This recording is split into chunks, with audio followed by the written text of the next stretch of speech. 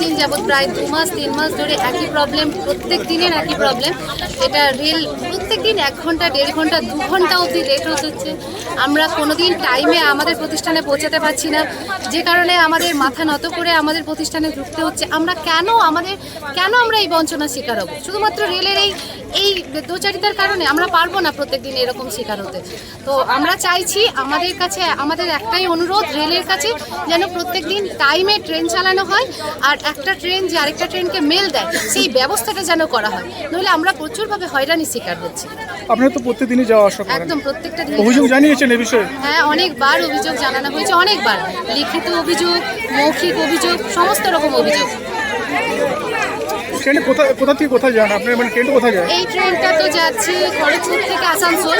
তো কিছুদিন যাবত দেখছি ছোট ট্রেন দেওয়া হচ্ছে। আমাদের সকলের দাবি যেন একটা বড় ট্রেন দেওয়া হয়।